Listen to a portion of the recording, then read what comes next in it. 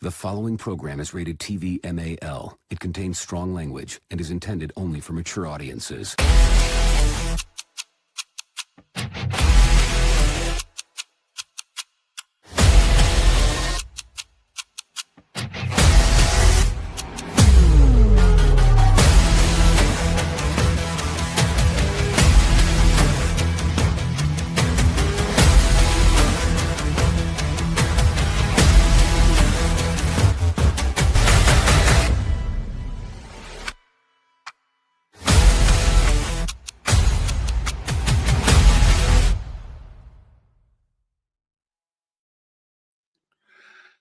Yes. Welcome back, fellow survivors of the digital wasteland, to the Dark Roast of Nerdiness podcast.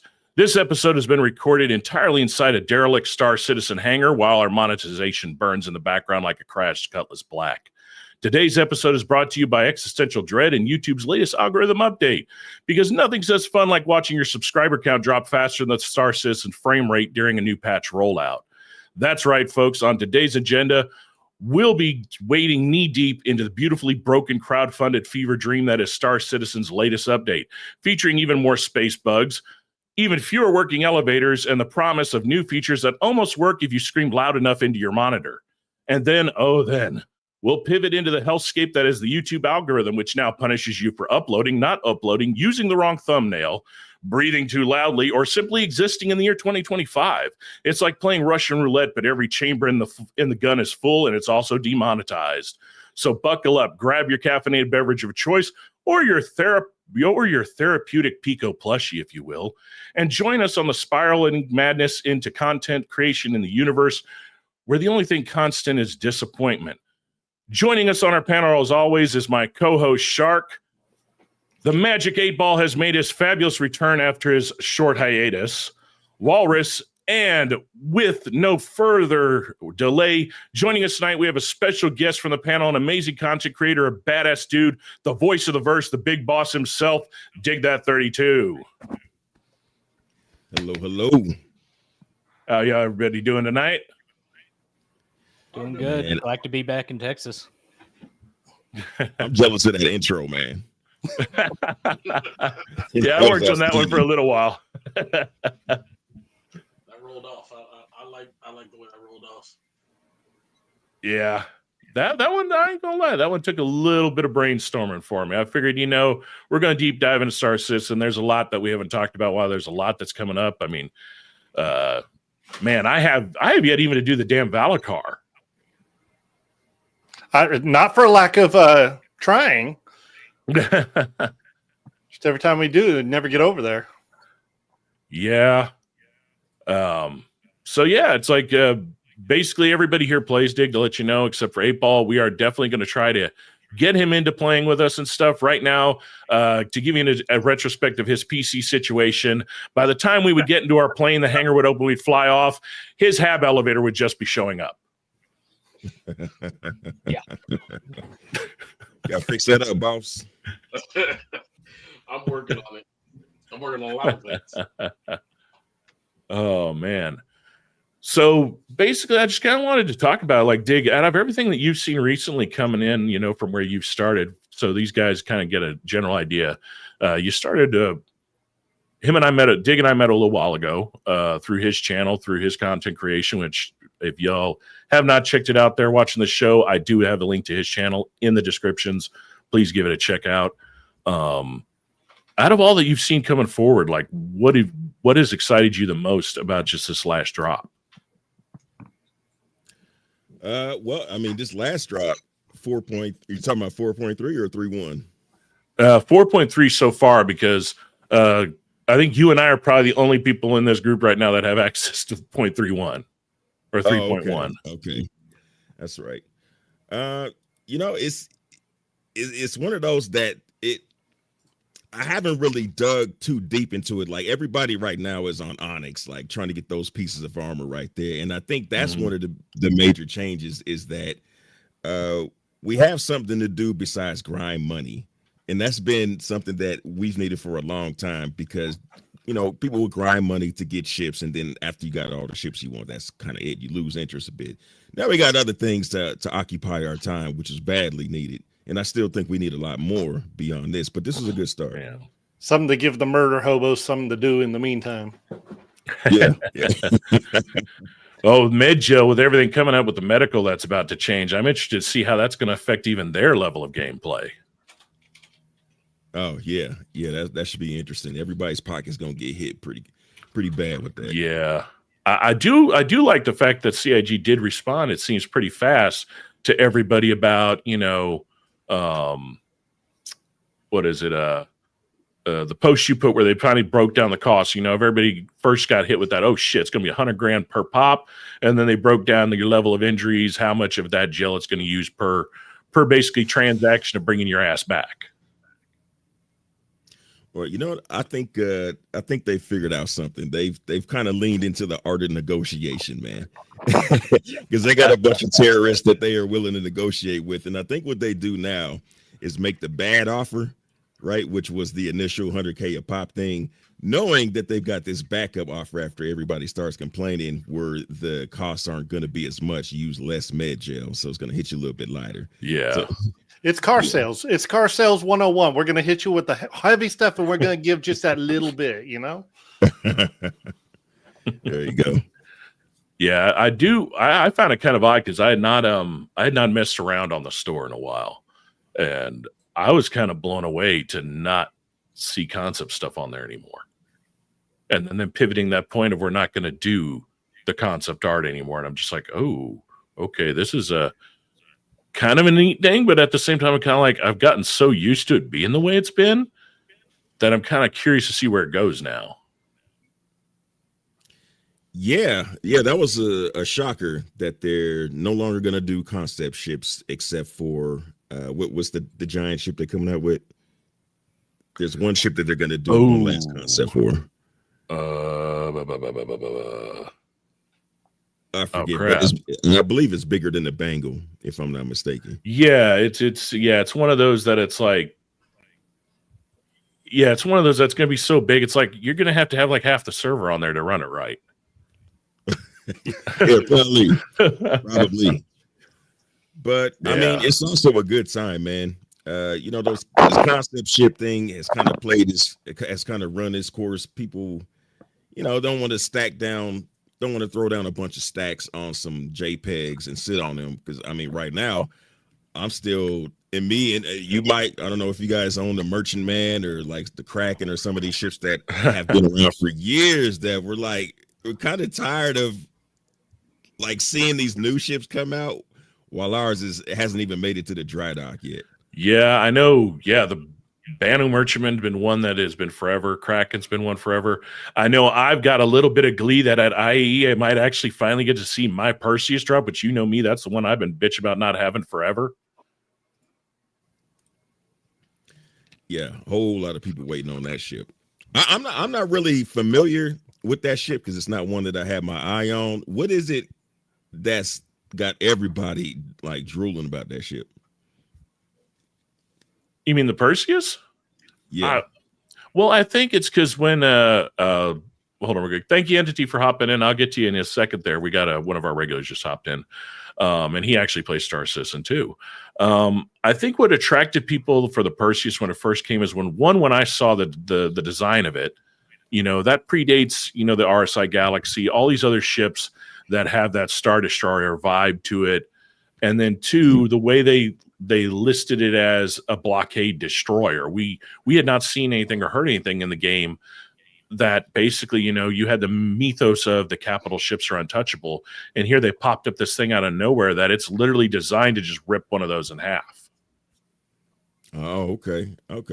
So the big guns, everybody looking for the big guns. Yeah, to me, it was my whole, I could imagine being in VR, sitting in that captain's chair and looking over to the gunners and just going into a blockade where some org thinks they're reigning supreme and just rip their Kraken a new asshole in a couple of shots. Standing there on the bridge, you may fire when ready. Unleash hell. That's no moon. Like it honestly, does look pretty dope.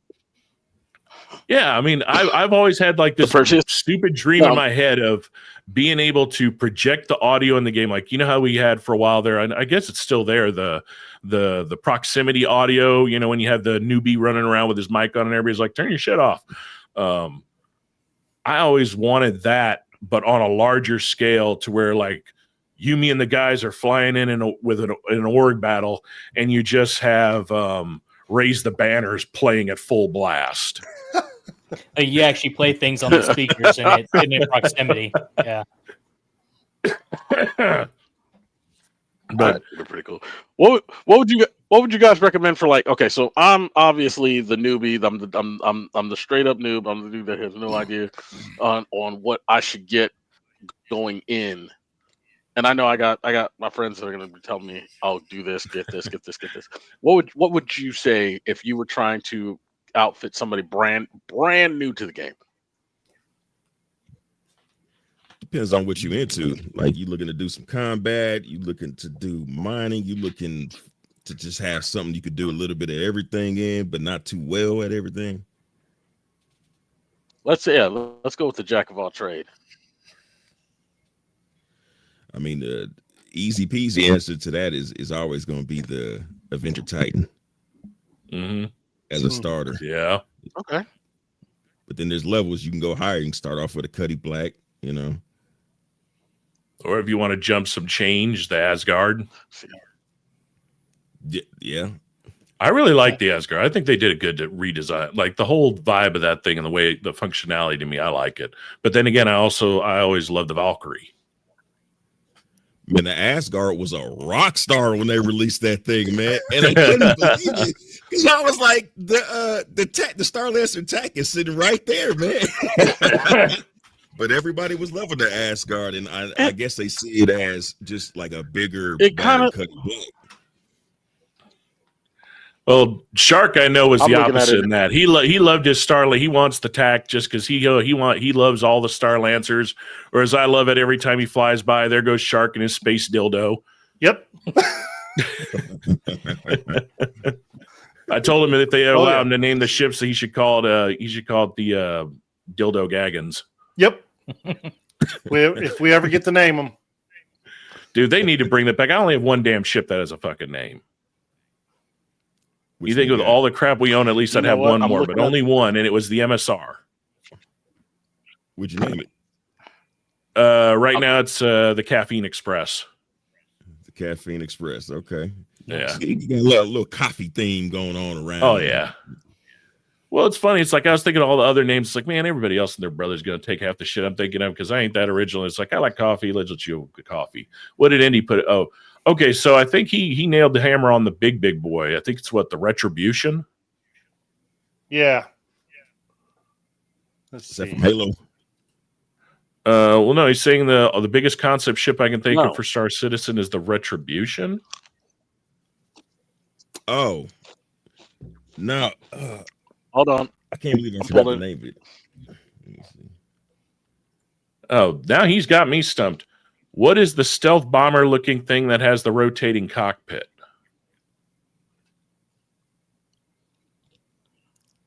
I mean, when you say stealth bomber, I'll automatically Eclipse. Yeah, and that's the thing that hit my head is the Eclipse is the only one I could think of that. The Eclipse and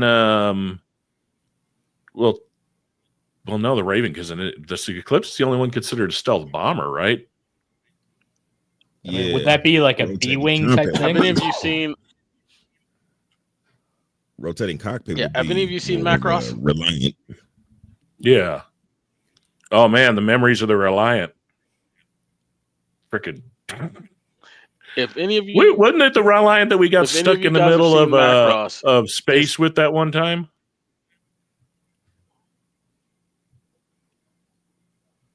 Dig, was it the Reliant that you and I got stuck in the middle of space with Jamaican? Man, was that a long time ago? I don't remember that. I think it was a Reliant because we were cracking a joke about it. Basically, if the pilot farts, the co-pilot gets to whiff it the whole time. I remember that joke. Yeah, that sounds about right. Oh man, I'm interested to see where it goes. I'm blown away. But what you got there, 8 Ball? Oh, I pulled an image of the Retribution. I'm like, if you guys seen Macross, it looks like the actual ship that they were using as the carrier. It looks badass. Yeah, I can see that. A lot of their stuff As is far as really concepts inspired. go. I got one the other day. I didn't realize it that when you're looking at the what's the new one that Mirai came out with, the bigger fighter? Oh, The Dig, is that the Guardian? Yeah. Yeah. Yeah. Did you notice that when the Guardian, if it like takes off and you're looking at its ass end as it's leaving, it literally looks like the Gunstar from Last Starfighter? Ooh, y'all taking Really? it back now. Yeah, the silhouette literally looks like the Gunstar, the shape of the quad yeah. sections with the burners in the center. Now I'm gonna have to go look. yeah. Hold on now. Yeah, now there's a lot. Like I definitely think when it comes to the Perseus, it was the fact that it's big guns and minimum crew, and as a lot of these ships we're seeing are definitely going to be bigger crews, bigger crews, bigger crews. I think that's going to kind of where it's going to trap people in there.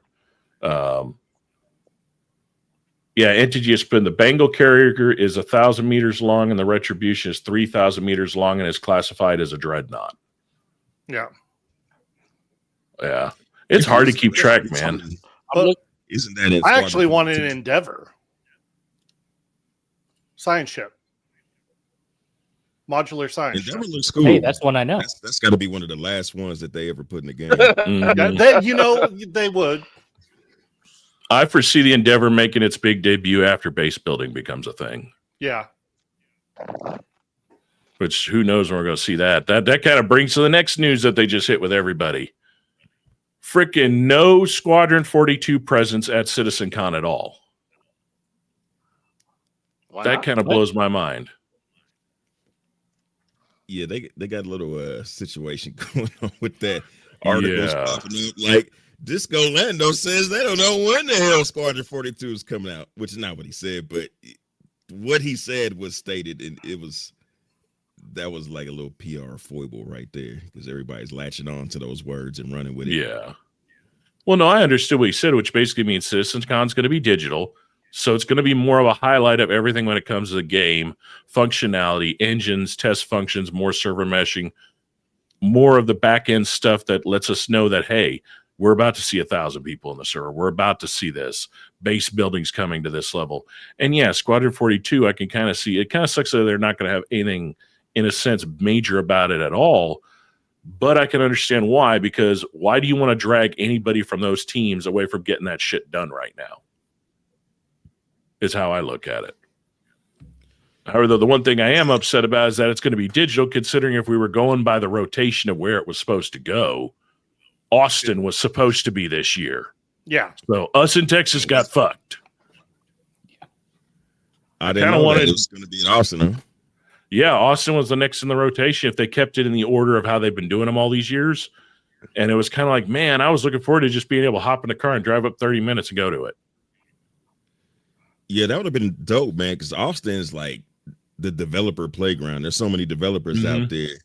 It would have been cool just to head down there, reconnect with some of the devs I know, and it's a good city, man. I would have loved to go down there. Oh, yeah. Well, not to mention, too, could you imagine the party they can hold there? Because if they do it like everybody else does, you don't do it all in one place. You do it like South by Southwest. You split it up into separate little venues and different events going on at the same time because it saves money. Yeah. Oh, It yeah. also kind of makes it like the Star Citizen, Bar Citizen pub crawl. There it is. Nobody's so. Yeah. Nah, but I'm interested to see. I like a lot of the stuff that has changed. Hell, the only thing I got to get off my ass to do is fucking rebind my damn joysticks. Freaking so gaming. Well, the gaming PC went down and the file was saved on it. So now I'm using the streaming PC to do everything. So nothing's saved on it. Thankfully, though, the Elgato, I use the Elgato Stream Decks for all the button functionalities. I have that one that's on the Elgato store that you can buy. And thankfully, whoever created it keeps it updated because, yeah, I've been able to do pretty damn well using that. Oh, don't let him lie to you, Dig. Every time we go to get on, he's like, let's play tonight. And I'm like, all right, first let's go ahead and bind them button. He's like, nah, let's just play. You don't want that. Well, dude, that's the only thing I will hand credit. It's like the system you use, the one Dig's got now, it seems that the functionality of being able to bind or match bindings with those is a lot easier than for some reason, in my opinion, everybody I talk to that has other devices don't have any issue. I'd like to know an answer from CIG. Why is showing no love to the Virpals no more? It's a pain in the ass to bind the Virpal. What's the problem with it? Well, you know how before they used to have the drop down where you could click it, save it, load that, and for the most part, the majority of how you would want it is set up, and then you could kind of just go in there and change the little things you want to change, right? You save that profile now, it don't do shit. Really? Nothing works on it. But yet I haven't had to change my profile in 6 months with my X56. Yeah. See, you don't have these problems when you just go crew. You gotta get yourself a PDF with a diagram of the stick and a little write in for every button, and then you can always go back to that worst case. Yeah. Or just finally get I think what I'm just going to break down is I'm going to get the gaming PC up running long enough to get a stick in that fucker, copy that file. Because at least give me a head start. Well, and Dig, do you use things like I know Wolf and I both use Game Touch. What specifically do you use for like your extra controls and stuff? Besides my sticks, the only thing I really use is the Stream Deck. The Stream Deck is so clutch, man. I want to get back into voice attack because I used to use that all the time in Elite Dangerous, and then when I first got into Star Citizen, that's a good lazy man. Yeah, I downloaded it. I never got to use it yet, though. I still remember that. I think the first time I played with you, Dig, you were using the voice attack, and I forgot what happened, but all I remember was hearing this. You said something, and then you could hear the voice attack in the back engage. You're like, I remember you saying, "No, damn it, I didn't want you to turn that on." Have y'all messed with Game Glass, or is that still relevant? Game Glass, I always had issues. See, my issue with Game Glass is when you hit that button, it is jumping through your signal to their server and bouncing back to your PC. And I could never get that lag it never, ever wanted to connect properly. Like if you have good security on your inbound network, it literally just tells you to go fuck yourself. But Game Touch, you set up a server on your PC. Your PC is the server. So there's no, back and forth from an outside of your little bubble entity. Or like Dig's saying, I've used the same thing he does, which is the Stream Decks work perfectly. Only complaint I have about the Stream Deck is I got these two ones and I set it up and I got it going. And then Stream Deck comes out like a week later going, we now have the new 15 and 32 for those that want the more tactile feeling, the scissor keys. I'm like, you motherfuckers. It's like you're telling me I'm stuck with squishy and you just went with clicky and you didn't tell me you're going to do a goddamn clicky. That's all technology. The very second you think you got the top of the line, the brand new one comes right out. That'll be another microtransaction, sir. Yeah, exactly. I've been waiting on a new Toby. Like I love my Toby. That's the other thing I use, a Toby eye tracker. Yeah. If they get one that integrates like a regular camera that'll work with the FOIP, then that'll be it, man. And see, that's why I haven't pulled the trigger and gotten one, because every time they do the sales and everything, the 20%, especially for, Star Citizen players, I've been like, man, maybe I should get it. Maybe I should get it. It's like, because watching you all the time use it, I'm like, man, that looks like fun. But then I'm in the back of the head thinking the same thing. It's like, it's been a while since it came out with this one. They got to have something new coming down the pipe. And I know if I buy it like the week later, here comes the Toby 4. Pretty sure they don't have anything new coming this year because they got a new campaign coming up. So y'all see some discounts coming for next month. But I'd say it's worth it, man. Go catch one on Facebook Marketplace or something like that. Yeah, probably going to do it. I mean, like the way I redid the setup and everything, I have the monitor high enough from everything that it'll go under and it's not going to be impeded by anything. And the original setup, when I sent you those photos and it was in the corner, it would not have worked. That's kind of why I moved out of the corner and moved into the center of the room, because I was just kind of like, at first I was like, this is not bad. And then I started using the joysticks. I'm like, I feel like I'm trapped in a box. And now I have it to where I can have the joysticks over here off to the side. And then when I want to use them, I just pull 2 buttons and they're on a rail system under the desk. I slide them and they lock where they need to go. Oh, that's dope. Okay. Yeah. I love that. Shout out to MT Sim, man. They're pricey, but their shit is, their machining is ridiculously, like, their tolerances are so perfect. Like, this shit just glides. It has no resistance at all. I kind of miss having mine. I had mine on 2 like old school speakers with subs in them. So every time I'd take off and stuff, I'd feel the rumble in the joysticks. That setup looked pretty cool, man. Yeah. When you had that. Well, I know a few of the guys got some questions here with you on kind of the content creator. You feel like giving them some insight, Dig? Yeah, absolutely. All right. Well, Shark's definitely the one here that was like thinking about stuff, because I know he's watched a few of your things, and especially kind of the streams that I've been on in the past and everything. And I know one big question that he's always had, especially, is the well, I'll ask the first one then. How long did it take you to get down just being able to do the camera manipulations? Not long, because I came from Elite Dangerous, and I have to say, man, Elite Dangerous camera system is better. You get a lot more control. So it was actually simplified coming from there to Star Citizen. That they could really, really, really use an update on their camera suite. Yeah.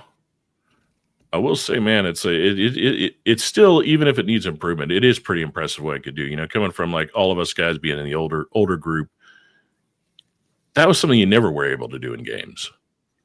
Like, you were pretty much just stuck where you were stuck, or you'd be looking at yourself, and that was about it. And that's one thing that I've always kind of blew me away about Star Citizen when I first found it, was that, to think of that far out of the box of being able to do that, besides just being stuck in the game and seeing what you're seeing, is definitely something that I've always thought was cool.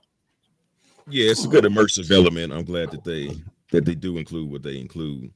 I would just like to take it a bit further, man. Just like be able to slow down the camera for some nice clean dollies, and the blur effect is cool. I love that, but just make it a bit more like an actual camera, because it's kind of backwards. But yeah, man, love that thing. Yeah, I could imagine, like, especially with someone like you, that you and Zark, the stuff that y'all guys would be able to come up with if they would actually like include full cinematic stuff, like being able to actually do like an ISO increase or a bokeh, would just create some pretty badass, especially in-flight motion moves. Especially like getting some nice lens flares and shit. Go J.J. Abrams on that shit. That's right. Side note, I'm looking at the game feed going on, and there's like, this is an issue right now. Look how many enemies are coming out. That's like everywhere, man. You get overwhelmed. You see, we figured out a way to handle it. I'm off to the left in a Corsair, and as you can see, I'm just spraying and praying the fuckers with a turret.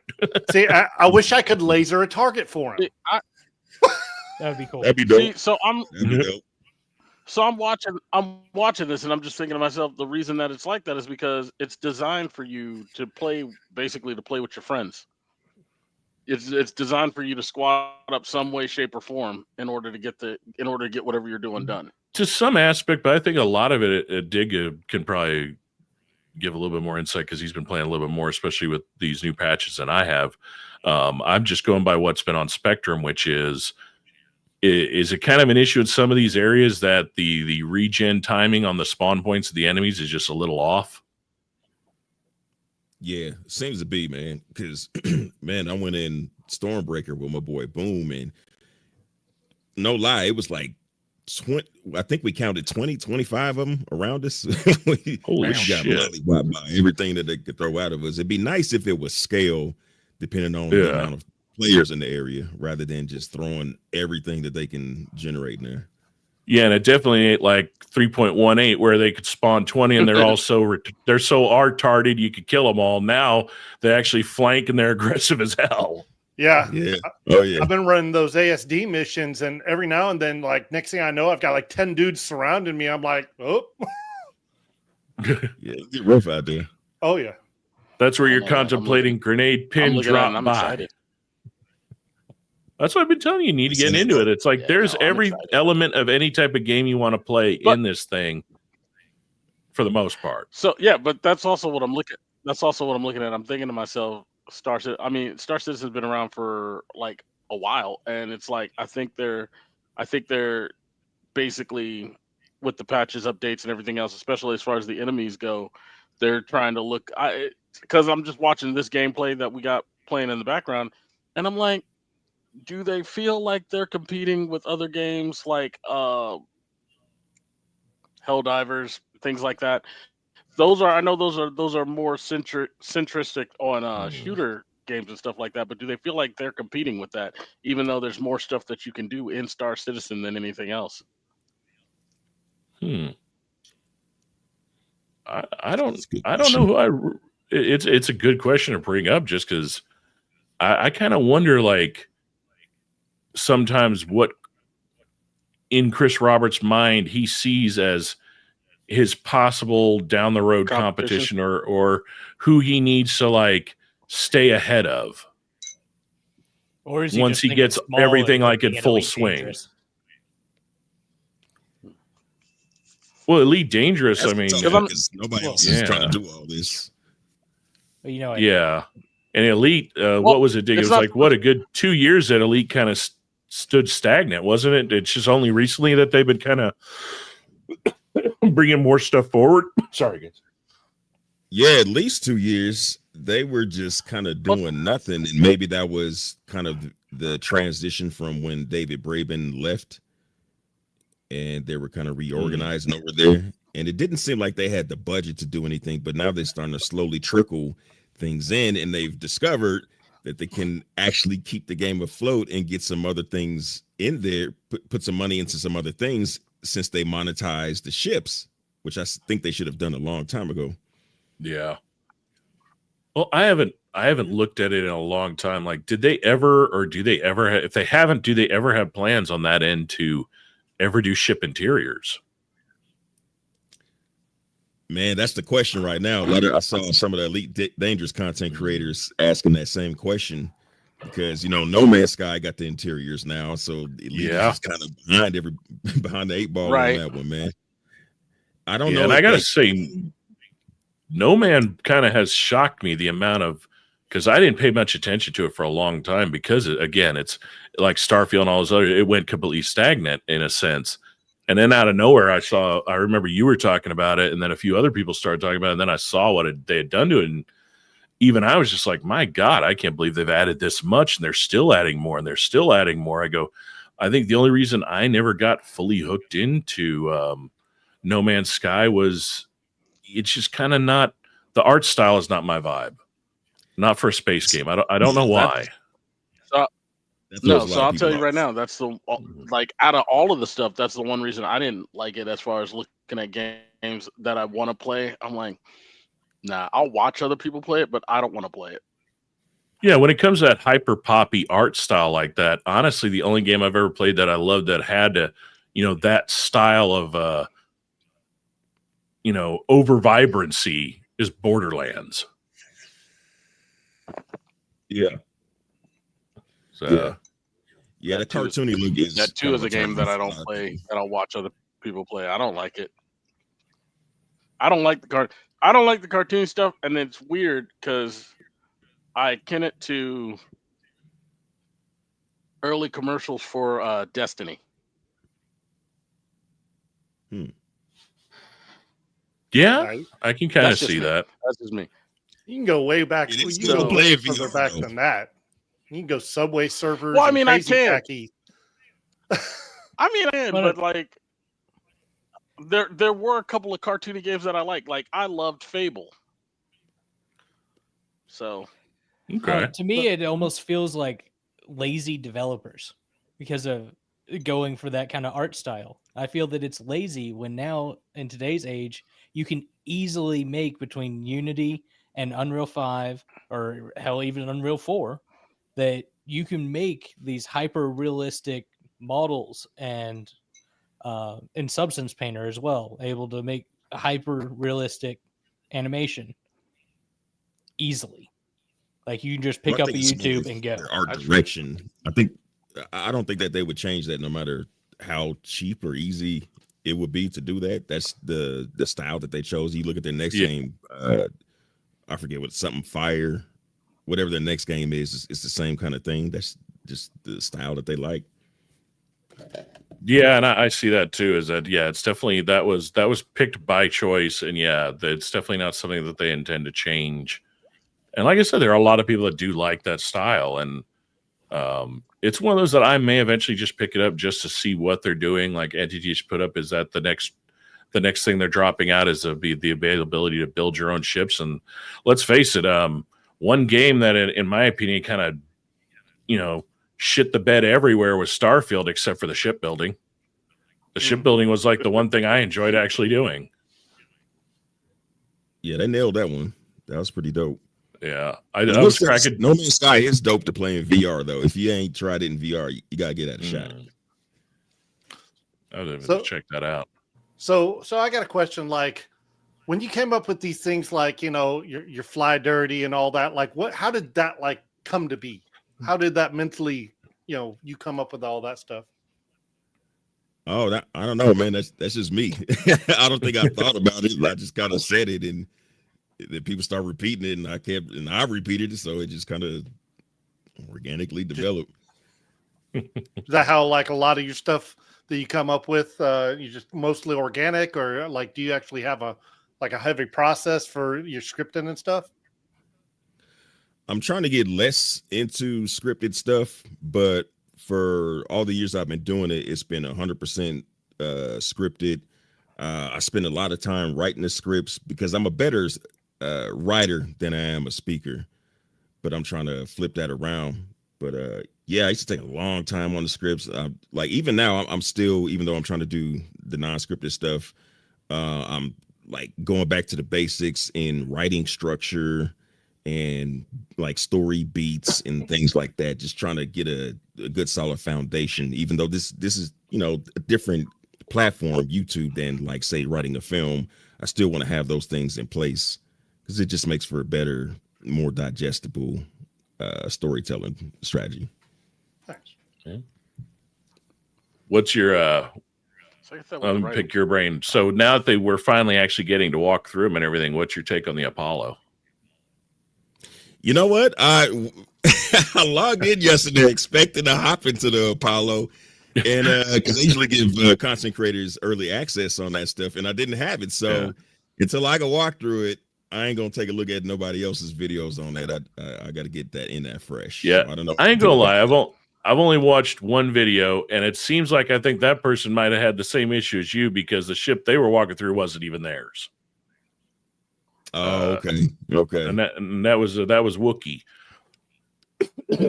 I will say one thing that they did show of it. It is like the TARDIS. It is bigger on the inside. Like you look at the outside profile, and then the minute they did show somebody walk in, and even I was just like, "Whoa, what the fuck?" Like it is a lot bigger on the inside than I expected.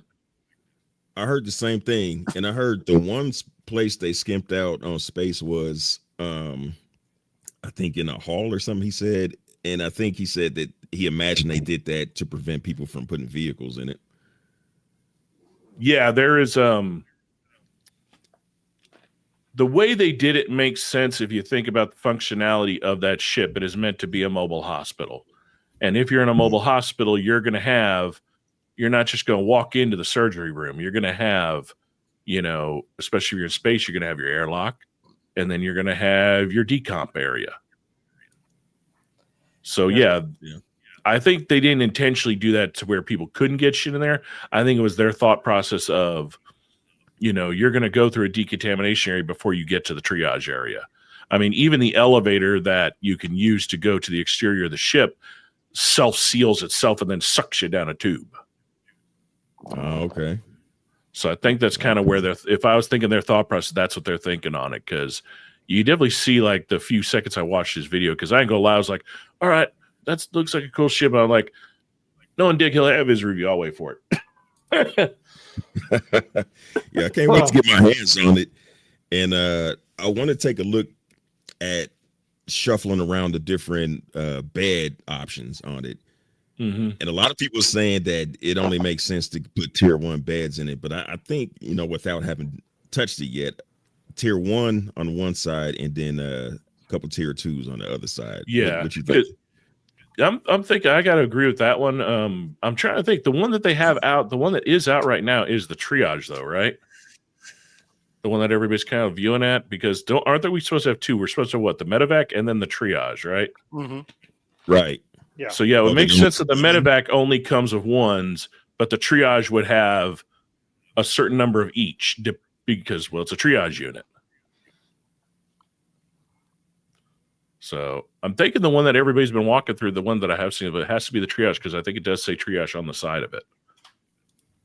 I will say, though, out of all the ships that have come out recently, I'm really loving the interior and the exterior designs of the RSI ships.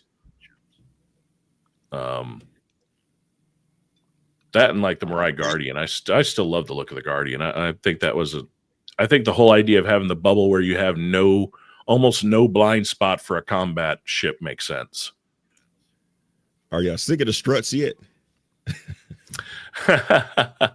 No, actually, the only thing I'm really sick of so far of any ship is I want to know what designer thought putting that goofy little foil on the bottom of the Wolf was a good idea. For real. You know what? That's so controversial, but I like it, man.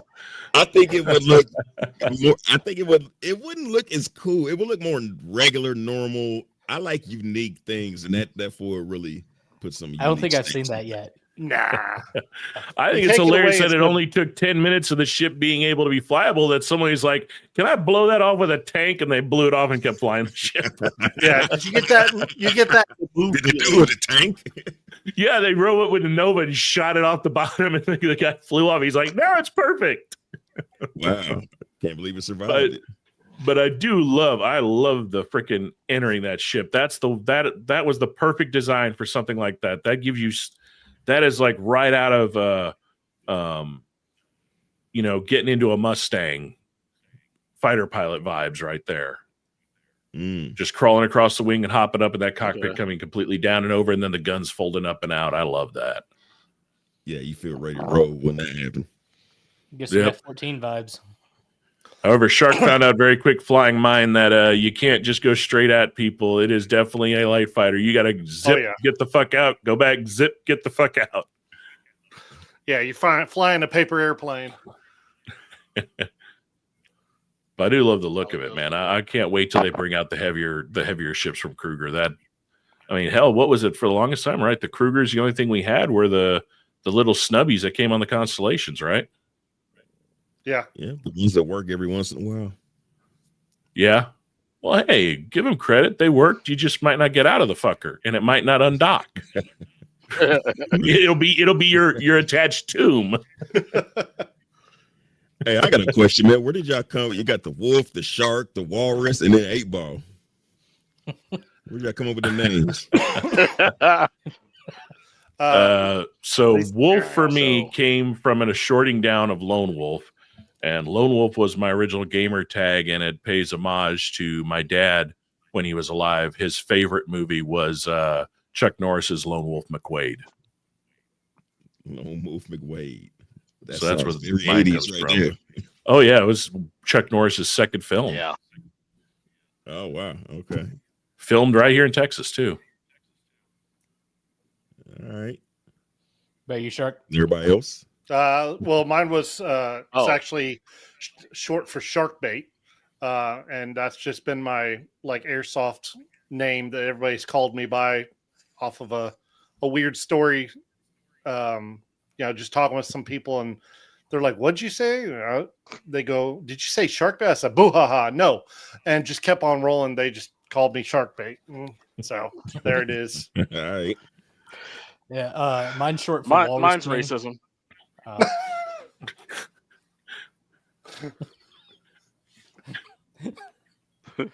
She said, "Throw me off that way." Yeah. Yeah, no. No, go ahead, Walrus. Tell me And yours. I'll tell mine last. I was going off of the animal things. I was like, oh, okay, well, 8-Ball doesn't really have a story behind it besides, that. All right, cool. We'll go talk about the animals. And there you go, popping in. No, so the Walrus, short for Walrus King. It's a story about a young kid getting bullied because he's fat. And he was called a walrus, and decided to have his comeuppance and said, "Well, fuck it, I'm gonna be the Walrus King." And then it just stuck around for gamer tags and shortened it to Walrus because everybody wanted to say it in more of a Russian way, like a Walrus King. And I'm like, no, fuck that, it's Walrus. Okay. Actually, didn't that dude? Ain't there a movie about that with the guy from the Mummy movies? Oh, that's the whale. Brendan Fraser. Whale. Brendan Fraser. Oh, okay. No, that's the whale. Yeah, that's He's the whale. thinking about Tusk, where the dude. Oh God. Yeah. But no, 8-Ball. I'm a cinephile. I like watching movies and stuff like that. So you've heard us throwing out references and stuff like that, and I can get real in depth with it. But I was playing airsoft with another dude who was a cinephile, and we started throwing out lines from Full Metal Jacket. So I got that for that, and then I use it for my screen name and stuff like that because it's a lot cleaner than my gamer tag, which is N-word Jim. Oh wow! Because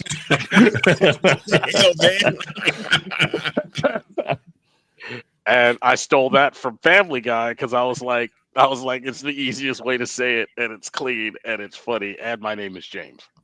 So, all right. So, like I said, racism all the way around.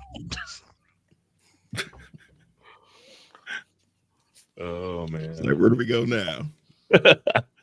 Well, how about we chop? Well, no. Since we're going into names, how did you pick what you were going to use for your game? How did you pick your gamer name? Me and my cousin in Atlanta used to. He had me saying that. I don't know where he's like. He brought back that old school. Yo, dig that. Look at her, dig that. And we said it so much that I just started saying that, and I just threw my jersey number at the end, and that's it. Nothing too deep behind it. I mean, doesn't necessarily have to be, but everything's got a story. Yeah, for the most part. Indeed. If it's worth it, it's got a story. Yeah, so kind of the next thing to go into would be there was some pretty interesting things happening to you in the YouTube space for a while there. You've had a lot of creators and people going off on losing numbers, losing views, losing this. And a while back, we touched on the fact that a creator of ours, I had not gotten an update on any of his videos in a while because he's in the airsoft space, and it's kind of the whole 2A spectrum. They've gotten lumped up with that group. So YouTube's kind of doing its fuckery on the back end. Or at least that's what we thought. And then recently, Side Scrollers and a few other people kind of brought up this whole restricted mode thing. So if people don't know it, there's an option up there in your settings in YouTube called restricted mode. And there's been this whole ordeal going around with people saying that restricted mode is causing people not to see some of your views. Well, here to real quickly debunk that. Restricted mode's been on YouTube since 2010. It's nothing new. All it does is it's meant if you got a kid using your shit, they can't see shit that's restricted. It actually does not affect the algorithm or what people. So I kind of want to put out there what we were talking about before. Restricted is not what we thought it was. It's been debunked. Spiffing Briff kind of did the Spiffing Brit did a complete breakdown on it. I tell people to go check it out. It's a cool little breakdown. He also goes into the loss of numbers that everybody's been seeing. That's been hurting creators because some people, like Red Letter Media and people, have seen 50% drop in numbers. So while the possible drop could be something like that, it's not really. It's loss of interest, and the way the algorithm works nowadays, if you basically take, and I tested this, so I have everything on my feed, Star Citizen, everything. I decided one day I'm just going to search. I went and I searched basically car shit. It's taken a week for the algorithm to finally throw my old shit back in the recommended and the open feed. So it goes by whatever you're searching is going to be the primary now. It also goes by if what you search, it's going to throw into the recommendation of whatever is getting the most tractions, what questions match the algorithm, and what is actually in the viewer's feed. So see, James, anybody watching, that's why James yours is full of midget donkey porn. I mean, I like the full grown too. No, you've been searching the midget a little too much. Sorry, little people. I'll say, don't get the stream killed. Use proper language. No, we're so small. We need to enjoy it while we can. I don't want this to ever get big because then we're going to get hit. I feel like as far as YouTube's gone, as far as just content that I've seen and just the way content's been created, I'm old enough on the platform to remember back when you could make music videos and stuff like that. Mm-hmm. Like you could take well, then they did the copyright thing, and then they did the copyright thing, and then they turned around and said, okay, you can't do that anymore and stuff like that. And it was like shit just disappeared. And then it was like, okay, well, you had filmmakers, young filmmakers and everything else doing things like fan edits and then doing their own fan videos and stuff like that. That disappeared. And it's like, and I wanted to say, well, I mean, it could have been because of the rise of other platforms, you know, like you had Instagram, you had TikTok all come up and stuff like that, and these were these alternatives that you could do stuff on. Because even with Vines, you had the alternative platforms that you could do stuff on, and so it was like, all right, cool, it could be that. But then it was just, it's one of those things where I feel like it's the platform itself and the surrounding world around the platform. So it's like, I don't see as many. I mean, I see a lot because I have to go look for them. But like fan edit videos, and then fan made videos. As far as like sci-fi things like that, can't find them. I watch Jingles. I watch his World of Warship stuff. I watch that all the time, and I still have to go look for it in order for it to pop up on my feed. Because they'll let it play for about a week, and then it's almost like they're resetting your feed, but then they're resetting your feed with stuff that has nothing to do with what you would watch anyway. Yeah. Well, if you notice too, there's also been kind of a big shift in the system is pushing shorts more than anything else. Well, like even in your feed, shorts pop up on the top most of the time now. And if it isn't shorts, it's quick digestible content. Like one feature I'll say right now that I can't stand, and if you are a YouTube premium user, they've enacted a new feature that if you're trying to scan through a video to just, jump maybe just a few seconds. No, now it'll jump minutes and say, most of the people that watch this skip this. We're doing a fast jump for you. It's like, I didn't want to skip 10 fucking minutes of it. Right. And you can't turn it off. I've not come across that. Oh, yeah, you can't turn it off. It's fucking annoying. I have to literally spend 10 minutes to backtrack back just to skip the 5 seconds of the promo shit I didn't want to see. So, yeah, it's definitely a lot of bots fucking around with shit. And I think it's going to get to the point where basically YouTube's going to have to give us functionality to turn those off. Because if not, it's just going to mess shit up. Because it's not learning properly that, yeah, most people are going to want to jump the promo, but not half the video. Well, even with them going into the AI in the AI field and stuff like that, skip all that. YouTube in itself, because it used to be you could learn anything on YouTube. If for everything there's a YouTube for that, and then they switched over and they said, "Hey, for everything you want to learn, TikTok taught me."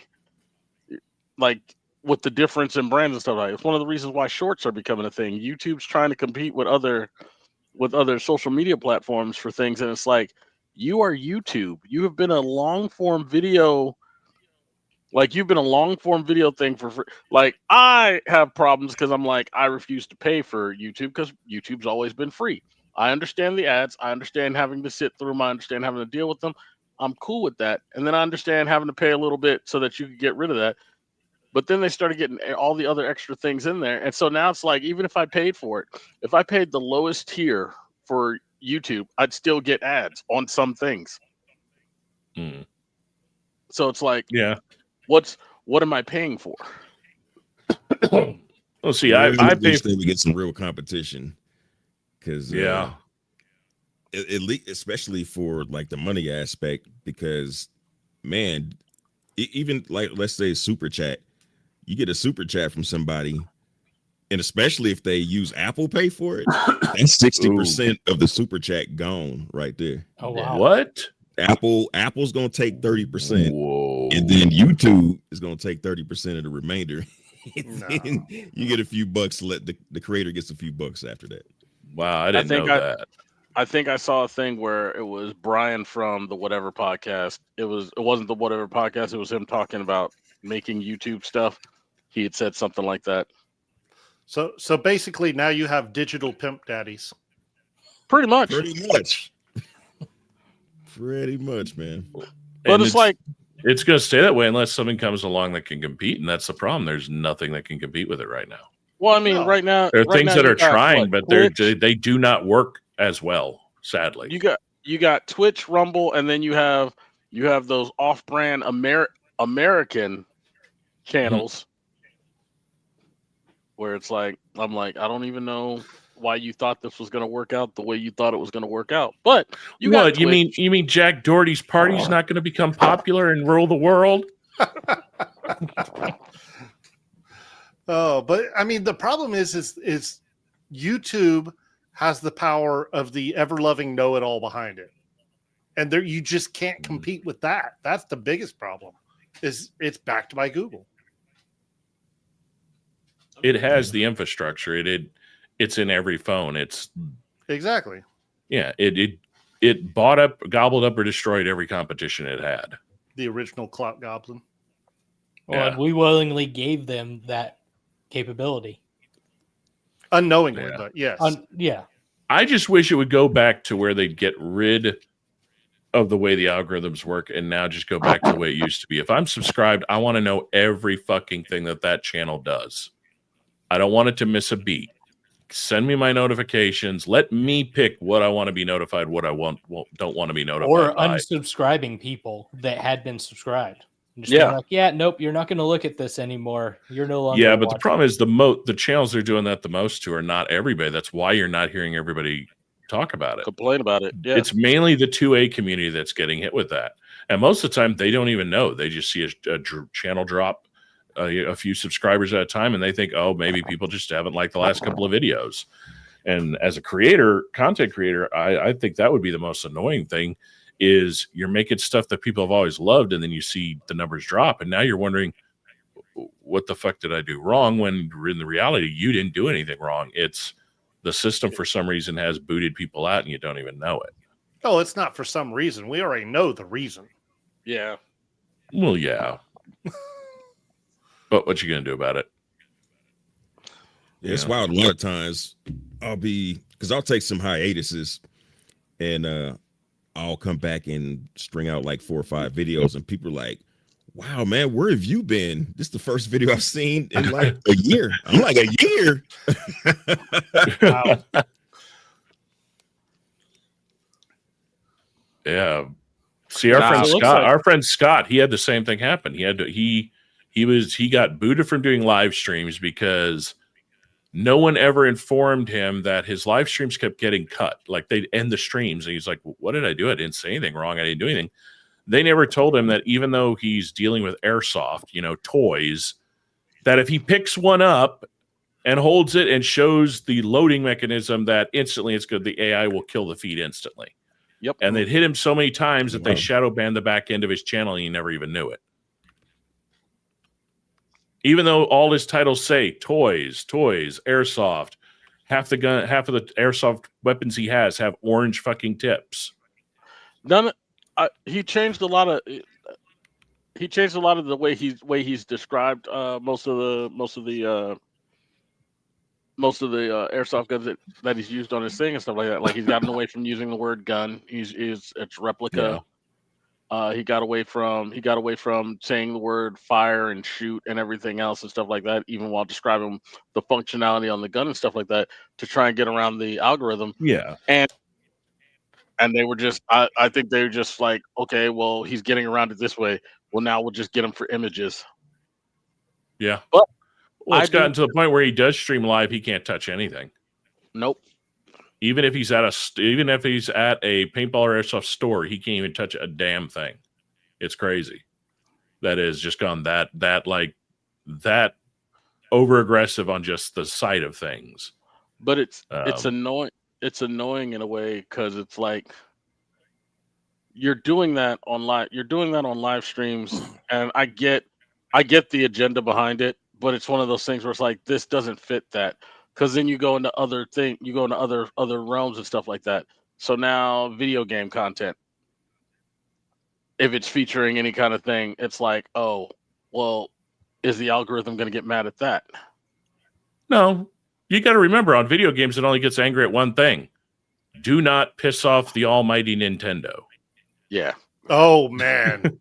Oh, man. Nintendo, that's a whole beast right there, man. Dude, they're going mecha maniacal on some of the crap they're doing now. It's like, my God, what happened to you guys?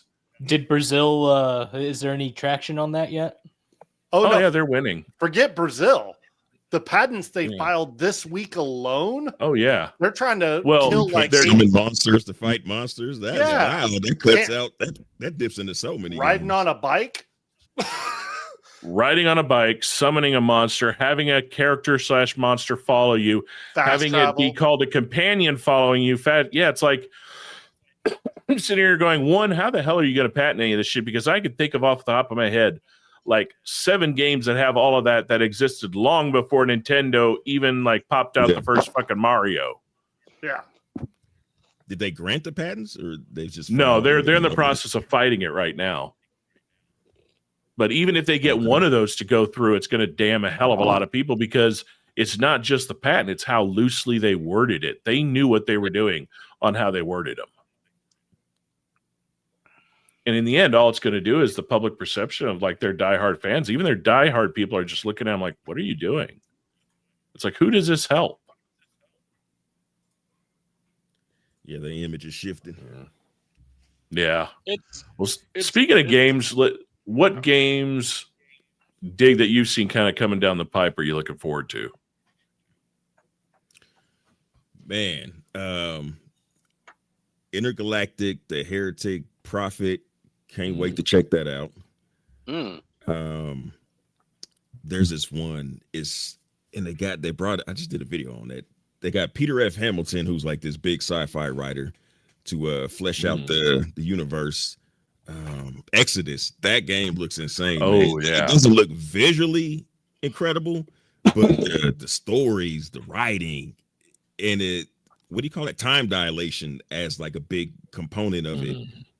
That game looks incredible, man. Yeah, that one does look good. And you're right. It's definitely one of those that looks like it's just going to draw you in, and you're just going to keep, you're going to play it probably all the way through nonstop because of how well the story looks like it's going to be structured, the character development, and all that combined.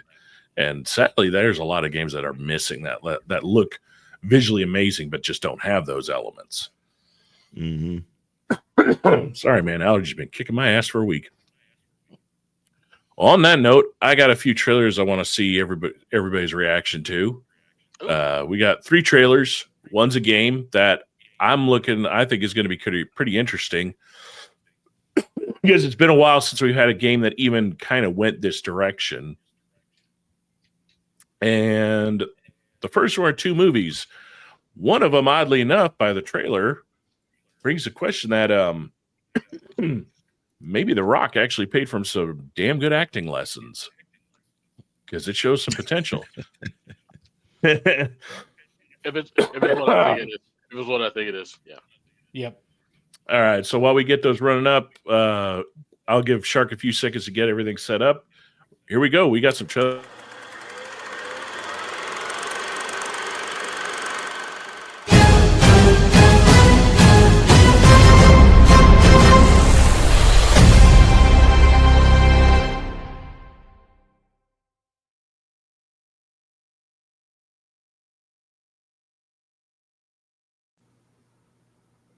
All right, so the first one we got up here is the Smashing Machine.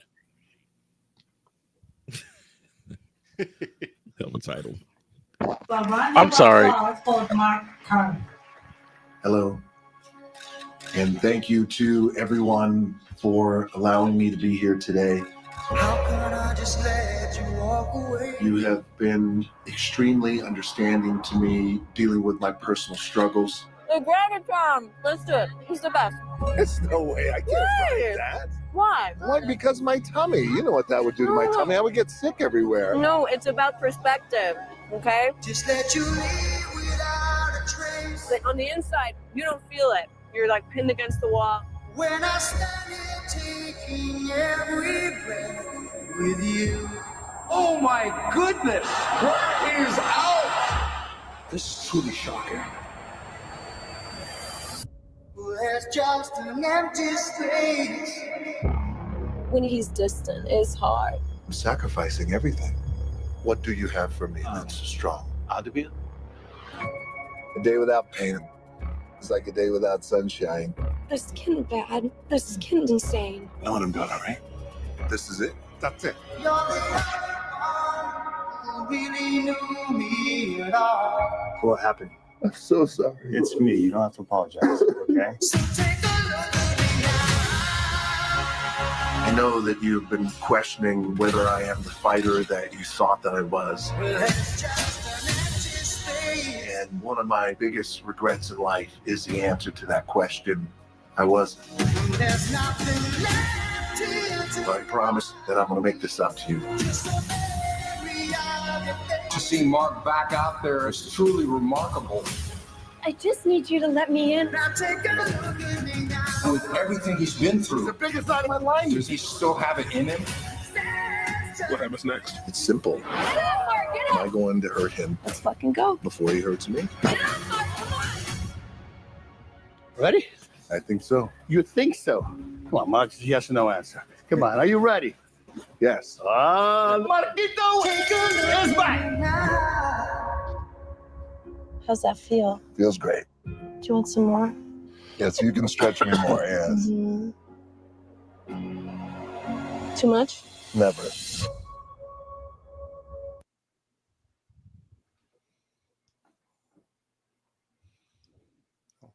Seems interesting.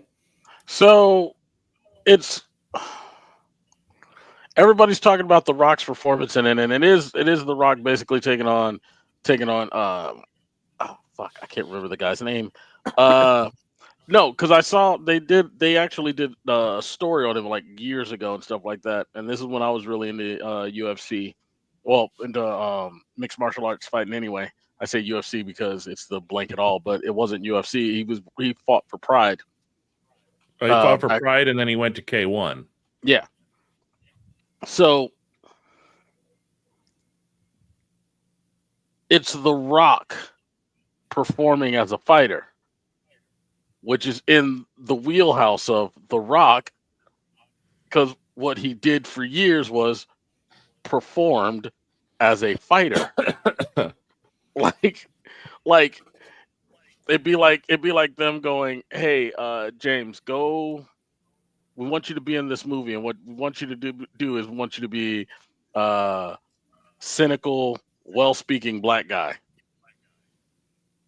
Oh, so just do what I do on a daily basis. It's like Robert Downey Jr. playing Iron Man. I mean, Well, He's going to be a better Doctor Doom, and you know it. I mean, it's look, the same they character. should have just no. They should have just rolled the dice, backed him, and just let him be the next Black Panther. He's played a black man better than most black people.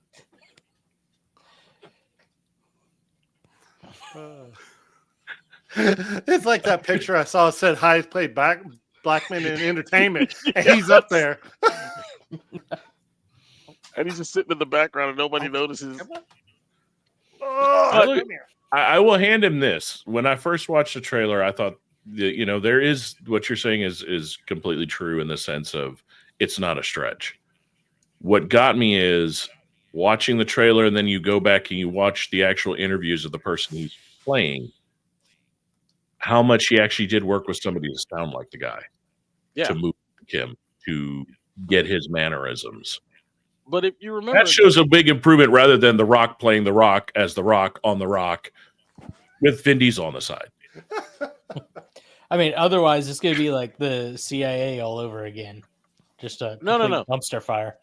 See, y'all are missing out. The best role that The Rock ever played was Elliot in not Get Shorty, the sequel to Get Shorty. Oh, you're talking you're talking where he was the bodyguard, but he wanted to be an actor and everything. Yeah, that was that's the best role that he ever played, because that was literally the one time he was being somebody he was not. But you're forgetting the other movie where he did it the same. The one where it was based off a true story where they were the steroid junkies that ended up murdering somebody. Oh, Pain and Gain. Pain and Gain. Yeah, because that was the first time where he actually played somebody who was demented and crossed over a line. You got to remember, he was always in movies up to that point, his acting career, he was always the good guy, and he always had to win. But if you so you look at those two, roles, right? They're definitely two different roles and stuff like that. He has the capacity to be taught to be different people. As far as it goes, his wrestling career prepared him for that. So yeah, I look at the stuff The Rock has done, and I can understand why people go, man, The Rock's not really that good of an actor. But it's like, The Rock can actually act because he's done that. That part, that's the hardest, easiest part to teach somebody how to do, is how to act. Then it's them being willing to get into the role, to get into the part, to find out what's the motivation, not for them, but for the character, and then doing what the character does. Rock can do character work. He had to do it in wrestling. The Rock is a character. Dwayne Johnson's the dude who exists. Yeah. He's the dude playing another dude just as another dude? Yes. Yes. The dude abides. All right. Well, the next one we got coming up is actually a game. This one came across my feed the other day out of nowhere, and I had not heard anything about this game. It's called Dead Reset. And I did not know what it was. In fact, when I first started watching the trailer, I thought it was a movie until I realized it's a game. So the last game that I can remember that actually used live footage and you made reactions to turn the story in different directions, shows you how long it's been since I played a game like that, was a game that ended up being getting banned, called Night Call. And it was on the Dreamcast. So I'm curious to see this one because, this thing looks phenomenal. And if it plays clean and crisp, we're talking reopening a genre that they haven't attempted to do in a while. Not at this level. Like, I mean, you have the Telltale games where, you're doing a pick which way your guy's going to go. Do you kill them? Do you send? But this is that on a way upscaled level.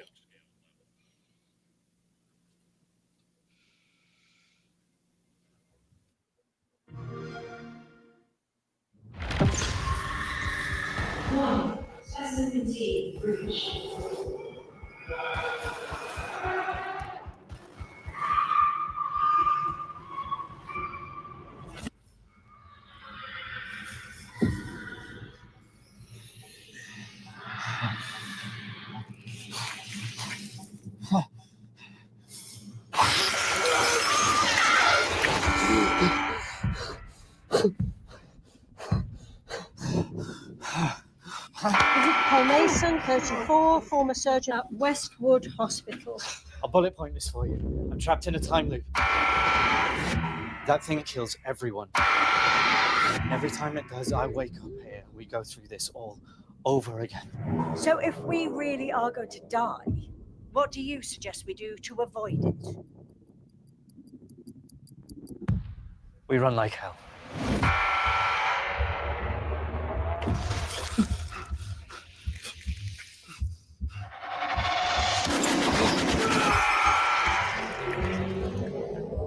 What else aren't you telling me? Tell him, Fern, or I swear to God I'll kill you right now!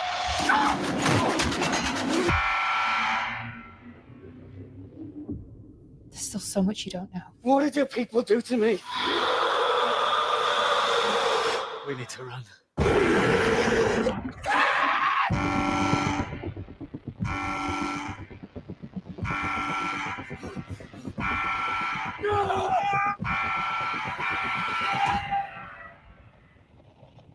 If you're watching this, God help you.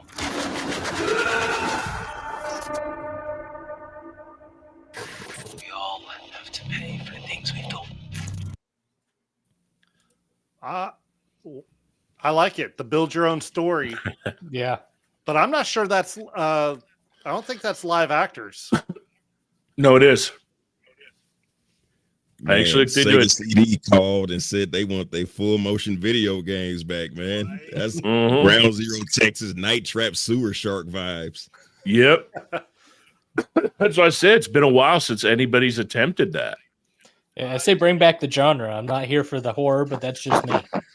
Oh no, I dig love it. the I'm horror. I'm gonna love watching the videos of other people playing it Yeah. because I'm not gonna play it, but I love Dude, the way that looks. I'll play the hell out of that, just like I'll play the hell out of Resident Evil Requiem when it drops. No, And the new Silent Hill. I'll play that. I love horror games. I love horror games. I love sci-fi games. Honestly, it's only turn-based RPG stuff that I never could really get into.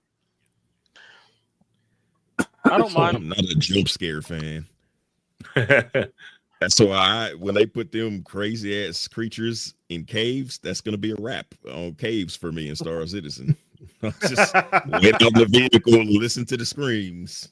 There's a quick funny story about that. Me and my brother were playing just as you're escaping the prison, trying to get the codes. Well, we walked right past the code and got to the point where we couldn't get back to it. So we decided that we were going to act like gremlins and just start like running up and then running away, running up and running away and just scaring the hell out of people. And then just walking up to somebody and being like, oh, hey, like as a normal person and be like, hey, did you get attacked by that gremlin too? That was fucking crazy. Can you help me get out of here? I've been trapped in here for however long.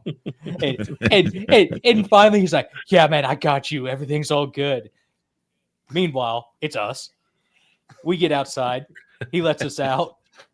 He takes us to his friends and his ship. We take care of all of his friends and ship. Now we take his ship and our ship that was waiting for us outside. And now we're off going. So that was probably one of the greatest parts. Piracy. Sorry, continue. All I know is I hear Dig talking about caves and monsters. I'm out of it. I'm thinking, man, it's going to be a bad day for you if Star Citizen ever says, let's make those little roly-poly bugs mean little motherfuckers in the caves. Right? Right now, they're all cute and everything. They're only cute until they get pissed off. Oh, man. I'm going to enjoy it. Furbies in the cave. Hey, y'all man. watching Alien Earth? I am. I have not started it yet. Oh, it's no. it's James, on it. We have to start Aliens from the beginning before I can jump into that. Are you what? Yes. You've never seen any of them. All right, that's it. You're banned. Look. You really? Hey, there's a lot of reasons that I should be banned. All right, a lot of movies. I know there's a lot of them. Seen. You really only need to watch 2 movies. Well, to watch the show, really, yeah, you just need Alien and Aliens. Because that's where it falls in the timeline, right? It's in between those two. I thought it was in between. I thought it was between Romulus. No, it's between Alien 1 and Romulus. But that's what I'm saying. If you're going in the canonical order of how they release the films, it'd be Alien and Aliens, and the series in the middle. But if you want to do it the order of all the new, you'd basically just watch Alien and you'd watch Romulus, and this fills the void. Which I would definitely say Romulus is worth watching, man. That freaking space station crashing into the planetary belt was some of the best fucking physical special effects I've seen. Literally watching a space station get ground apart like it's running across sandpaper. I loved Romulus. It was a good movie. I don't like the way some of the critics have reacted to Alien Earth and Romulus and to like the newer stuff that's been released for Aliens, because I'm like, after the first episode, some of the critics that I watch put out videos and stuff like that, and they were like, well, I don't like why, I'm not going to spoil it for anybody, but they're like, I don't like why so and so has the power to do such and such, and I'm like, maybe wait for the next episode so we could, I don't know, flush that out, as in the storytelling, because it's the whole series. And then they're like, I don't like the new character being. Hold on, just in case we go a little tirade because if people haven't seen it, there you go. Now you're free to go. Nope, you're free to go. No. The spoiler alert has been activated. I'm not going to spoil it because I honestly believe that everybody should see it, and they should see it from the guise of I know very little, because you should see it from knowing very little. I will say I haven't watched the latest episode. I'm going to watch that tonight. I have enjoyed parts of it. I have enjoyed the nostalgia feeling of like when he's talking without giving away spoilers, Mother at the beginning and the look of the ship. I love the explanation of the basically super PAC companies that are ruling everything and kind of building more onto that. The only thing I have a complaint about is after meeting the guy that is Mr. Neverland, and then they show the woman that is the Wutani that becomes the Wutani we know of Aliens. I'm rooting for fucking Wutani because he's kind of a bitch. Yeah, that dude's annoying, man. Yeah. Like he is like Jesse Eisenberg's Lex Luthor level annoying. He's annoying. Look, he's annoying, but he is exactly what a prodigy genius billionaire would be. He is all of those things. All right. Yes, I agree with that, but I will say this right now. Whoever wrote the script for this, could you literally say that you have been could you not try any harder to say you have been glazing to the book of Peter Pan your entire fucking life? I mean, it did not need to be put in that much and at that much of a level. Okay, but see, this is where I would have to spoil it for people, and you're not going to get me to do it. You're not going to get me to spoil it for people. I'm just saying, it's necessary. Nailed the vibe. It's necessary. No, you're right. I gotta give you that, Dick. He did nail the vibe, and the vibe all around. Like again, without spoilers, I am liking the evil android character from the original ship, because he reminds me of the one that went rogue in the first Aliens film. He is all about dedication to finishing his damn job, no matter what anybody says. He has, and that might have changed in the latest. Like I said, I haven't watched the most latest episode. No. He's dedicated, and I like that. And Timothy, is it Timothy Oliphant? Yeah. Oh my, I love him. Dude, he is perfect as that damn synth. Yes. My God. He literally reminds me so much of David or Bishop. Bishop from the first film. He is Bishop from the first film.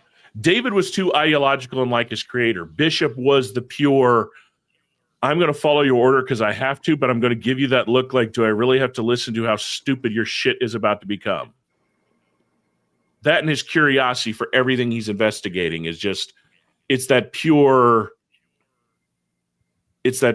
open wonder of what can this do? Because I know it can't hurt me. It's like, let's open the door and see what happens to the flesh bags. Come on in, But I'm curious to see where it goes, where it concludes to. But I do have, there are issues I do have with it. But for the most part, it is.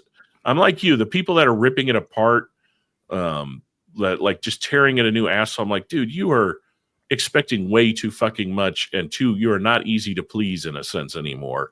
If you have that much issues in that show, yeah.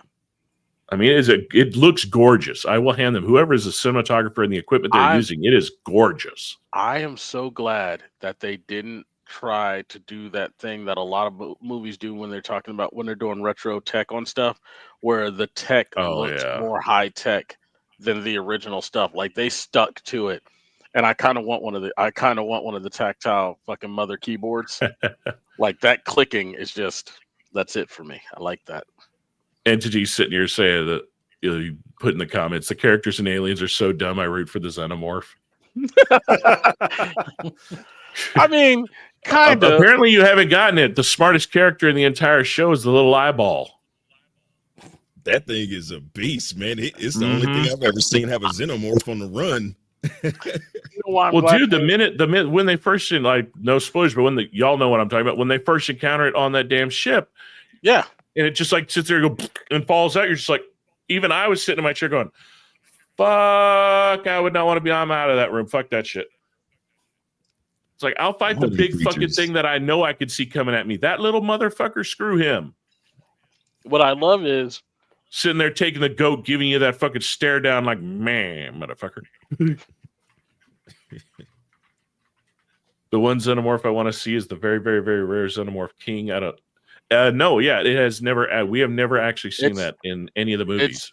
It's never been in any of the movies. I think it's been in one of the video games.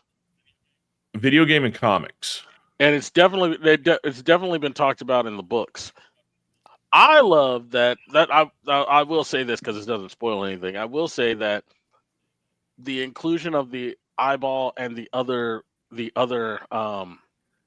leechers. Just the leechers in the fleet. The little let's put metal eating fleas in a canister that's got metal on the seal. Well, I'm just saying, just in general, the other creatures that are in there, it's cognizant to the book Bug Hunt that came out a couple of years ago, where you're kind of like wondering, well, what other bugs have the Marines dealt with other than the xenomorph? Because within the universe, it made it seem like there were none of those, and then Bug Hunt came out to show, no, they've dealt with a whole bunch of different things. So I could foresee something dealing with the conglomeration again with Predator and Aliens is where we'll eventually see a Xenomorph King. I don't really foresee them doing that in an Alien standalone. That's going to be in something bigger if they're ever going to pop it into live action. They don't exist outside of a hive. Like, they don't exist outside of a big hive, so you'd have to find a big hive for. But that's what I'm saying. That's why I think it would make more sense that it would be a movie with a crossover with the Predators. Because think about it, the ultimate hunt would be go straight into a hive and kill them all. Take the king. Remember, they're all about trophies. And now that we're getting the lore of there are different factions of the Predators that are larger, smarter, meaner. That I don't know. I'm kind of curious to see what they unlock with Badlands. Badlands looks like it has its issues, but at the same time, I want to watch it more for the lore that they're going to expand upon. That's what I'm curious about. Did y'all watch Killer of Killers? No, it's actually on. That's another thing I probably intend to watch. That was dope. Watch that. It is. Yeah. I think they just need glasses. I didn't even recognize him, man. You look that was a whole costume change. I was like, wait, what's this dude? My eyes were getting tired. I stare at computer screens all day, man. My eyes were getting tired. I was saying they just need to do a crossover and do Aliens and Starship Troopers and be like, bugs. Hell no. Mobile infantry gets washed if you're dealing with xenomorphs. They can't even deal with the wave of bugs that are already in front of them. You mean to tell me you understand that you're dealing with a Buick-sized bug whose only armament, I'm not going by the books, I'm going by the movies, whose only armament is their pincers and those plasma bugs, and you haven't thought to go, exploding rounds. or I got one for you. How many of their unit got wiped out by it puking napalm? Yeah. Oh, the tanker bug. The big one, yeah. Yeah, they lost half their platoon. Can you imagine what those guys would react to? They'd be going in there thinking they're all gung-ho, shooting them and splatting everything, not realizing that they're getting covered in fucking acid blood. Wait, and keep in mind, the only reason they beat the tanker bug was because somebody jumped on it, shot a hole in it, and dropped a grenade. They had nukes, and nobody thought to, I don't know, let me just aim this nuke at it. Bert would be unproud of them. I'm proud. Oh man. Bert would be like, y'all can't handle those. What about a graboid? Oh geez. Well, we got one more to go through tonight. This one kind of again, I hadn't heard shit about this. It's got Mads Mikkelsen in it, and it literally just looks like a crazy ass dark comedy horror. And if you don't stop taking my window away, I do what I want. Oh yeah, you can't tell me what to do.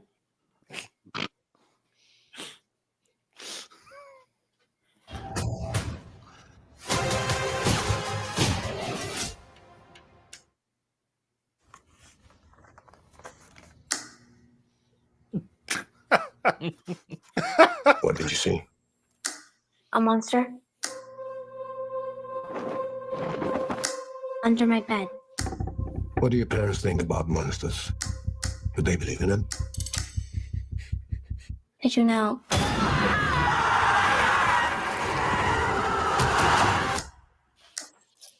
Is that enough to kill a monster? What makes you think I kill monsters? You seem like you killed all it thinks.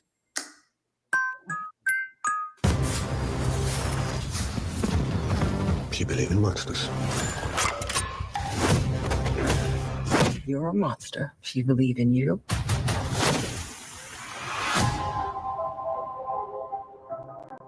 A monster didn't need your parents. Those were men. They came to kill me.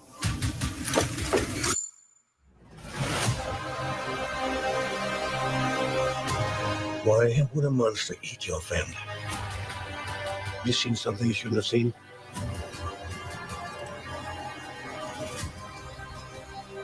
I know it's real. You think you know? You think you know.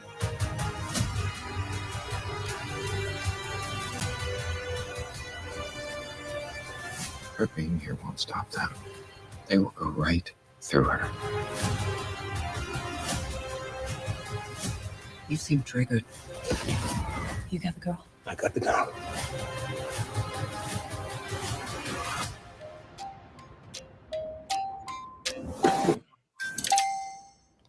Okay, for some reason I'm getting like Sucker Punch meets Sixth Sense. No, the art style and the art style definitely is Sucker Punch. Yeah, it actually seemed interesting. You know what? It actually really reminds like the scenes when it's walking through the city and it's showing the underground, and it's kind of like that darker sides of that trailer, you know. And it's probably a movie. I'll be shocked how if any of you guys have ever seen it. A French film called City of Lost Children. I saw it. Yeah, I've seen it. I'm actually getting. What was that movie Brad Pitt just made? Like not that long ago. Oh, Bullet Train. Oh, yes. Yeah. I'm getting Bullet Train meets Sucker Punch meets with Gunpowder Milkshake. That's what I'm getting. Yeah.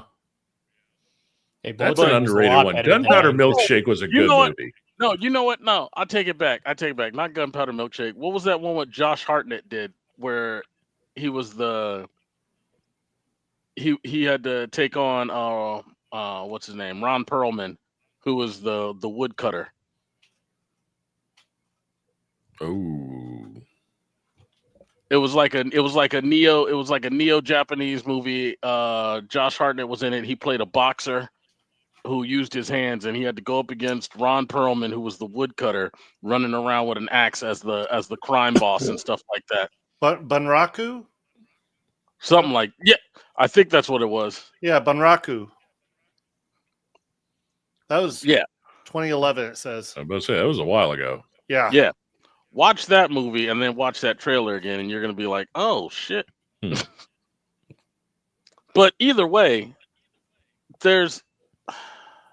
I like that they're leaving out a lot of context to it because I want to go see what the movie's about. But I feel like they're hampering their trailer by leaving some of the context out. Well, this is the very first trailer, so this isn't the final trailer. I think the final trailer is going to be the make or break it in a sense of releasing. I just thought when I first saw it, I was like, okay, visually this looks good. I like the actors and actresses that are in it. I like the pacing of it. It leaves me wondering, and that got me drawn in. And then when I went to IMDb and I actually saw what it's classified as, that's when I was like, okay, this isn't any way, even though it has a kid in it, there is no kiddiness in this movie. What are they classified as? Dark comedy horror. Yeah.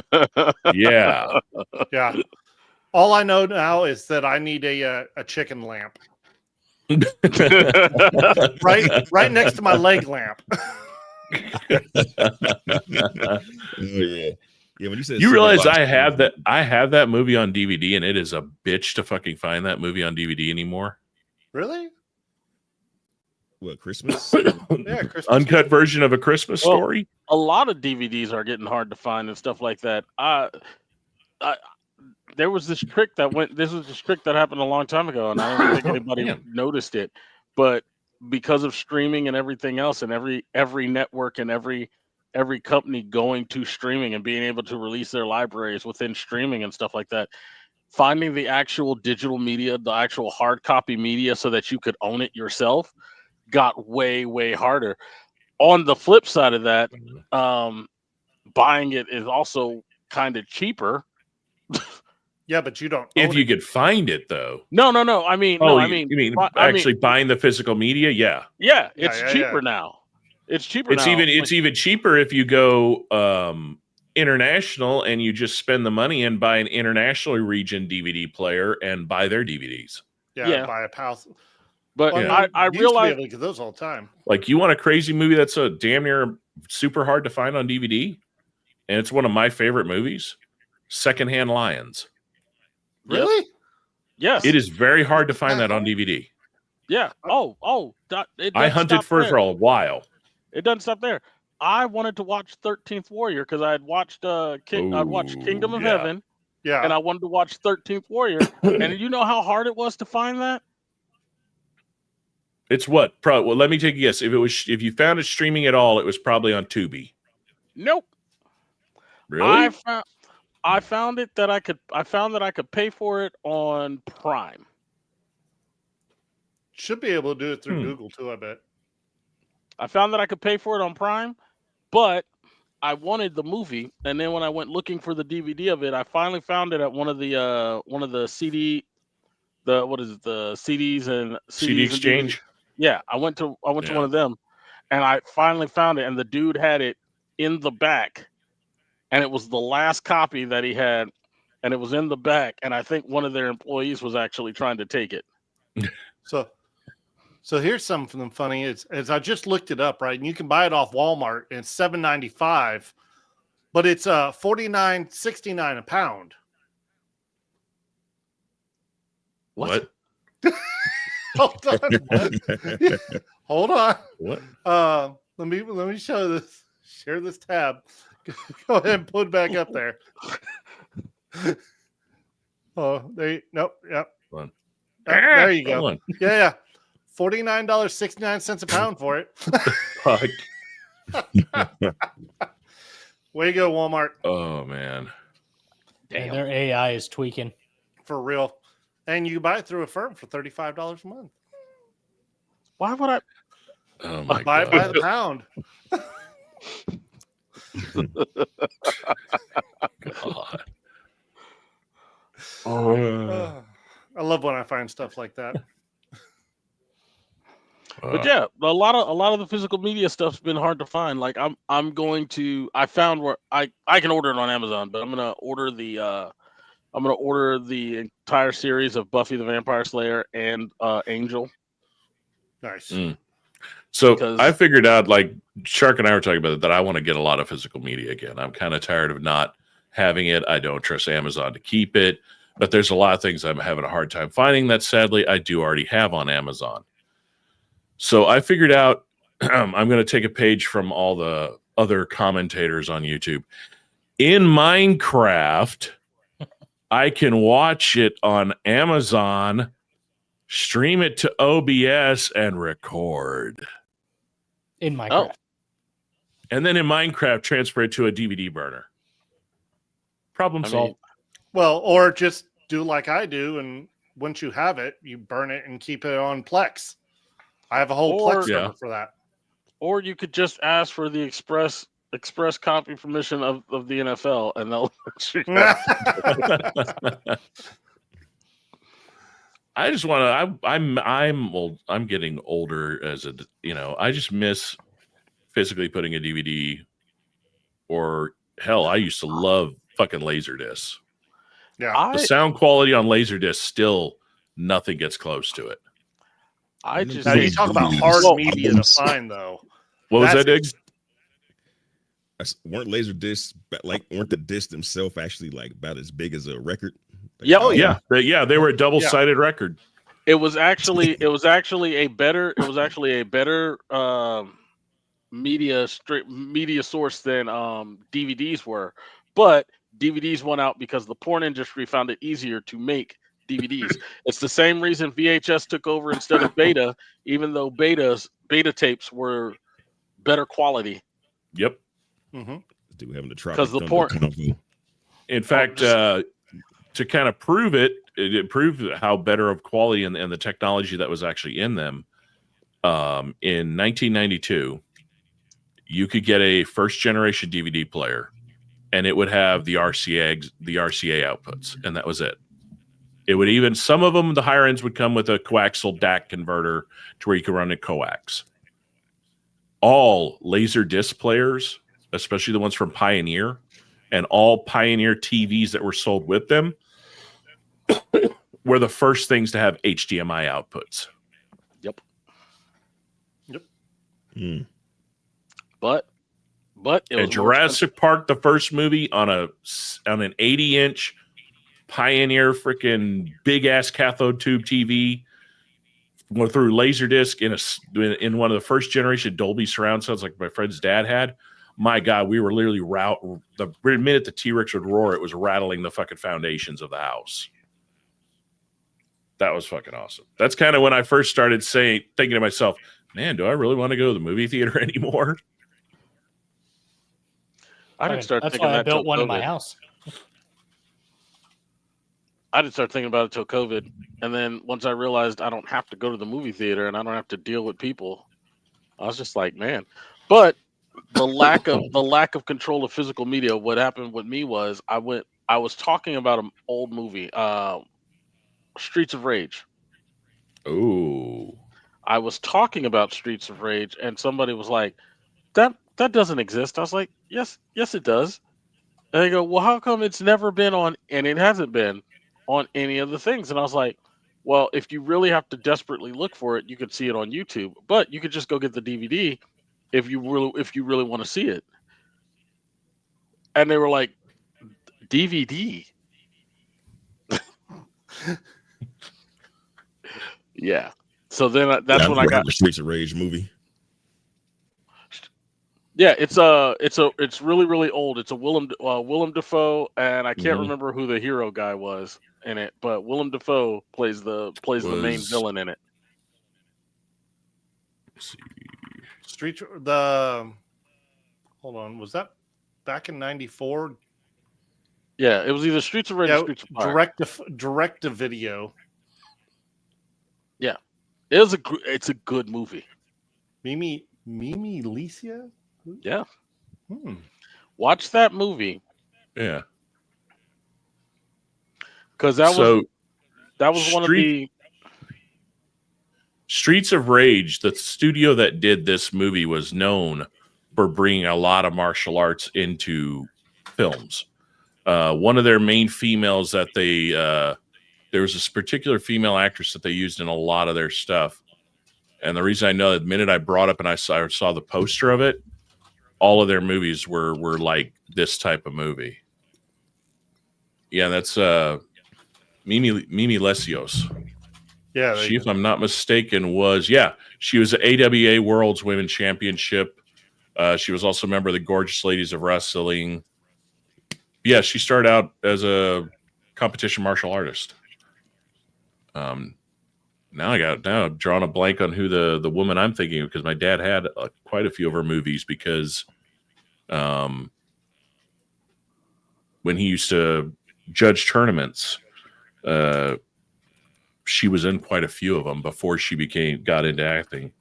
I think Her name was Cynthia. Yeah, Cynthia Rothrock. And they always had bad names like Yes, Madam, Sword of Justice, Lady Dragon. Yeah. You really tell the age of these movies in the day of MMA, where you see like so-called kung fu karate masters getting their ass whooped by MMA fighters. Yep. Because it was the first time. The best part about it, this is back when it was the blood sport that it was, when it was just cage fighting. But it was because it was practical use fighting. Everybody sat there and was like, oh, karate this and karate that, and you could just do karate. And then they did all the movies and stuff like that, and you're just watching these people get into set fights and stuff like that. I'm like, that's not how street fights happen. Yep. And then all of a sudden they were like, here's a sport where it's a street fight. Yeah, well, in the early, 80s, when my dad was big into the martial arts world, he had several people come up to him, and every time he'd give them the same answer, they'd ask, if I wanted a martial arts that was more practical in a street fight, like if I wanted to walk the streets of New York and feel like I could protect or hold my own, his answer was always the same one back in the 80s. He would tell people, go learn Kempo. It was devised by police officers for street fighting. He goes, all the rest of them, they're literally just a choreographed ballet now, where they will teach you how to master your body and master your inner strength and give you structure. They're not that good in in practical fighting. And then after that, it was Krav Maga. Well, Krav Maga was the same. It was developed by the military. Yeah, it was just an evolution from Kempo. And basically, the evolution of all of it combined ended up being Gracie Jiu-Jitsu. Yeah. I'll still stick. Which I don't hand it. Great jiu-jitsu practitioners I would not want to fight one when it comes to grappling. But I'm old school. I like seeing two people pummel the shit out of each other. I kind of miss that when you watch an MMA fight and all incidents, they're on the ground. It's like, okay, I'm done. Yeah, the years of butterbean is over. Lose interest. Yeah, I miss the days of watching like Boss Rudin. Boss Rudin was one of my favorite fighters to watch, just because to see a guy my size, my height, just take his knee, and out of a split second, you see him just standing there. Next thing you know, his knee is literally plink on the side of a guy's head, and it's over. You're just like, oh fuck. Clay Guida. Well, it was like, so growing up, I did Taekwondo, right? And it was that same bullshit of master your mind and be able to master your body, and nothing can hurt you. Here's your plot armor and colored ropes that you put around your waist. And we would get, my brother and I, we were both in it, and we got up to just before black belt, and then we realized, oh wait, this is all just a political game. This is bullshit, and they just want our money. Fuck that! I'm not doing that. I know for the most of them, that's what they became. Yeah, yeah. And it's Taekwondo became that the minute they went away from the Junri style. Junri was actually developed it from being an officer, and then it developed into what it became now. It was still from his school. This one was kind of part of it. Yeah, but if you learned it in the last 20 years, it's not the original styles. The original forms, nobody in 30 years have done the original forms. Yeah, all the guys that knew the original are probably, sadly, like my dad, they're probably not living, not breathing anymore. They're not with us. What I was trying to get at was that, I was looking to see what all the black belts and, the different tiers and stuff and what they're doing. I'm like, I'm beating them at this advanced brown or whatever it was they were calling it. And I'm like, I don't need to pay the extra money. I'm fine. I did what I wanted to. All right, peace out. I'm out. I did Taekwondo as a kid, but that was just to keep me loose for playing football and stuff like that. I did wrestling, and that was more practical. The wrestling and the little bit of boxing that I did was more practical as a kid. Then when I joined up, McMap, Sambo, and McMap, Sambo, and I can't remember what the other one was, but it's actually the older McMap. It's the stuff that they were learning up until about 63. And all of that is how to hurt somebody as quickly as possible.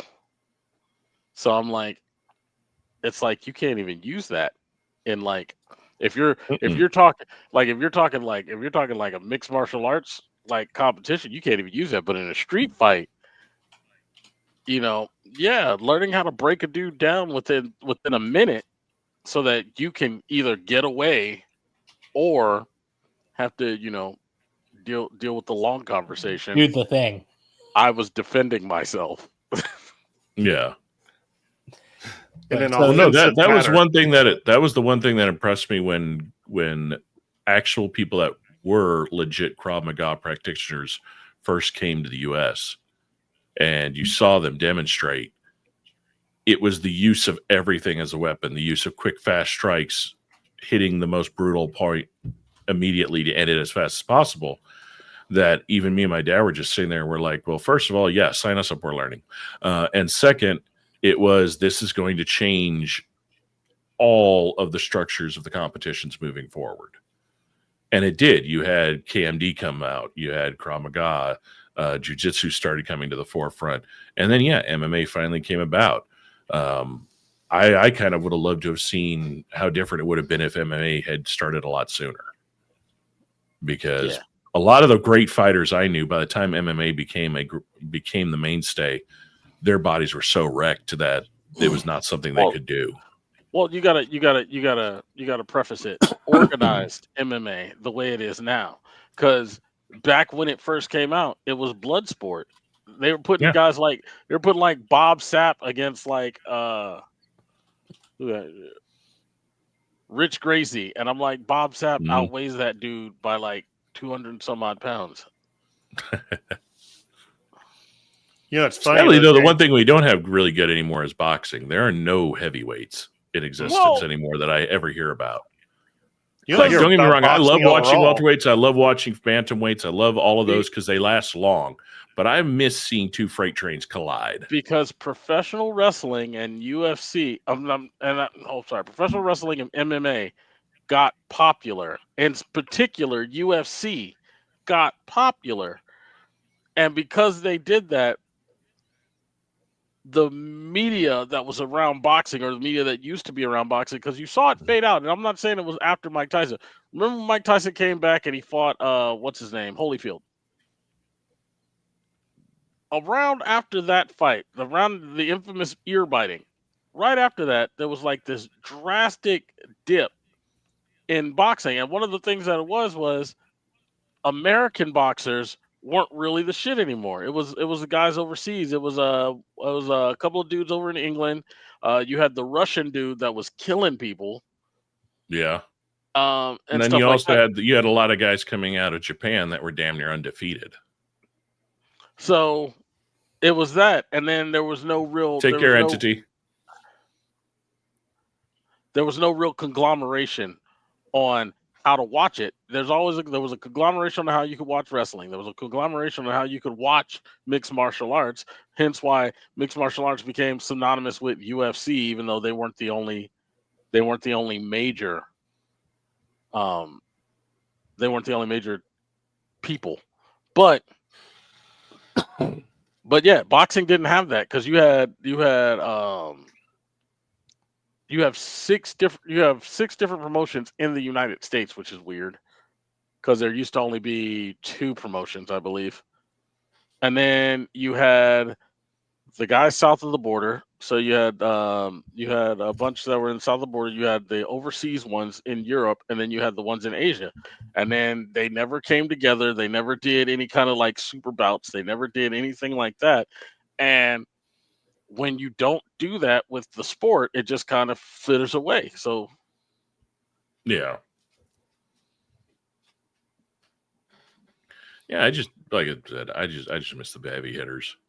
Yeah. Well, I think that's why. I mean, when you had somebody like Foreman that could hit somebody and you could hear it through the TV, make your bass speaker rattle.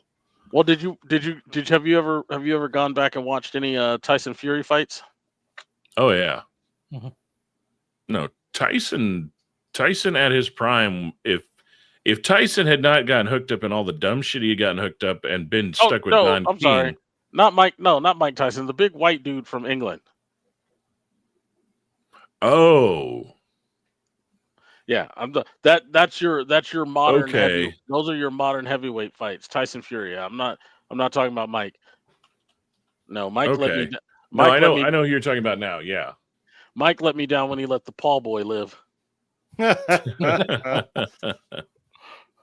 don't even get me started on that one. Yeesh. I'm mad. I fell because I fell There's for so it. many. I fell for it with my whole mouth. I'm like, he's gonna die. I don't even know if I'm comfortable watching this. He's definitely gonna die. And then it was early in the first round. He messed up. He tagged Mike Tyson a little too hard. Mike Tyson hit him with the jab. I watched his hands drop. I watched Mike Tyson do the jump, and then he choked up on his punch, and he stopped, and he jabbed back. again. Yeah. And I was like, at that point, I was like, no. No, he was jumping in. Old Mike was old Mike coming back, and he pushed it back, and it sucked. Because the minute I was like you, the minute I saw him do that, I was like, oh, that fucking heavy-handed body shot's coming in, or he's about to haymaker his ass. Yep. And he caught himself just in time. I saw Jake Paul's hand drop. When he got tagged, his hand dropped, and I was like, Paul was fucked. I was like, at that point. He was like, rocked by that heavy jab. Yeah, I said, lights out right now. And then Mike pulled back, and I was like, why is Mike? Oh, because it's grandpa. Oh, I Mike. fell for it. No, it's not because it's grandpa. It's not because it's grandpa, Mike. It's because I mean, like, Mike's little inner child, who I can't do a voice that high, literally said, "Another round's higher payday, motherfucker." He was in it for the payday, sadly. Yeah, it was all about the pay. Well, it was two things. It was about the pay, but also part of that pay was getting Jake over. Jake over as somebody you can kind of look at as legitimate, because everybody kept saying the same thing about all of his fights. He's not a legitimate fighter. He's not a legitimate. He was playing washouts. Yeah, but he's not a legitimate fighter. He's fighting people who aren't boxers. He's fighting people who are washed up boxers, like way washed up boxers. He's fighting people who. But then you had Mike Tyson. Mike Tyson, even though he was as old as he was, he'd already been on the TRT. He'd already been on the G8. What is it, the growth hormone or whatever and stuff like that. He'd already done all of that and was getting himself back into shape anyway, just to keep himself in shape. But even a slower Mike Tyson is a deadly thing. Mike Tyson at his prime, nobody had ever seen it. Somebody who could punch as fast as Muhammad Ali with the power of George Foreman, young enough to be a pit bull. Nobody had seen that. And built like one. Yeah. And nobody had seen it. You went in people would go into Mike Tyson fights and be like, yeah, I'm gonna jab him up and I'm gonna dance around. Didn't understand that Mike Tyson's footwork was on point and he was faster than them. Then they'd be like, oh no, he was a master. He was probably the last great master tactician of his weight class that we'll probably ever see. Right. Like he had it down. He had everything down. And like I said, he ended up getting hooked up with shit management, shit people in his crew, shit people in his life, and just let it all get to him. If he had not had any of that around, if he had a good solid crew around him and a good freaking, not Don King, probably would be writing a different story. We'd probably be talking about a guy who was never defeated, retired at the top of his game, and people still talk about you'll never be as good as. I mean, to be fair, they do still say that. So yeah. Well, yeah, but not to the. There's a stigmata around saying it, because of the history of the things that happened after that. So, I mean, sadly. On that note, I think we're at a good stopping point. We're about to hit the 2-hour mark. I know Shark's got to work. Other people got stuff going on. Dig that. I thank you for joining in, brother. Tell us what you got working on. Still there, sir? He Irish goodbye us.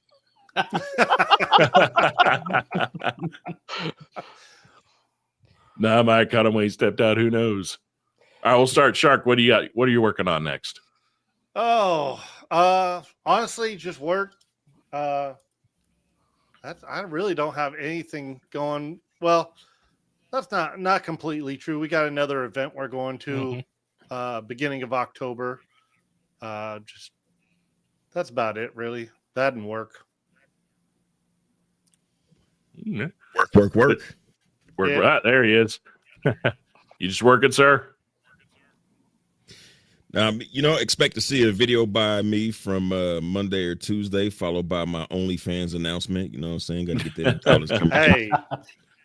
Oh, you find giving in and shooting Azzy some toe picks? Exactly.